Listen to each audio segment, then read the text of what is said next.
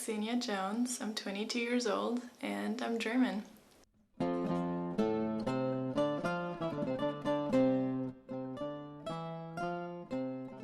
I grew up in Germany with my family, 2 little sisters, and we lived in an apartment in Berlin. That's the capital of Germany.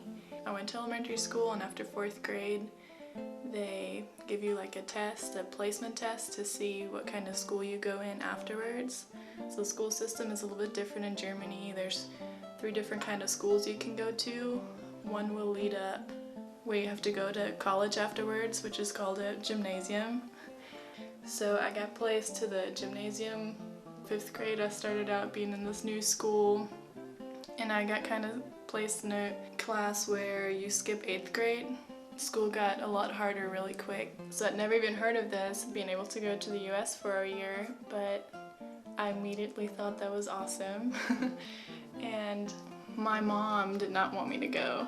So I had to try to convince her, which took almost a year, I think, to get her on board, because she had heard horror stories of people going to the US and just being placed in a terrible family, and actually met someone that happened to, and her host parents stole from her and pretty much she had to leave afterwards. But luckily, when I got to the US, I had an amazing family.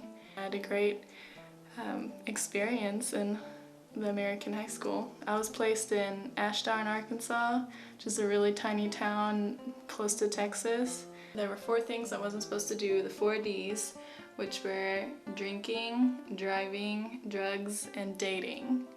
So I'd already started driving with some of my friends' cars because I'd never driven a car before. In Germany, you don't drive until you're 18, and I started dating, and I dated a German, which was double bad because we were not supposed to talk much to the other people. We were supposed to really be immersed in the American culture.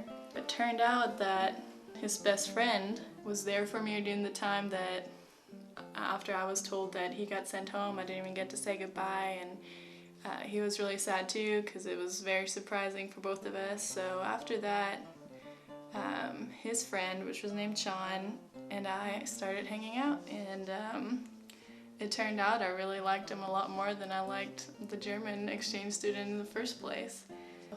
Really, at the end of the year, I met the guy that I was going to spend the rest of my life with. I don't even know what my life would look like if I would have stayed.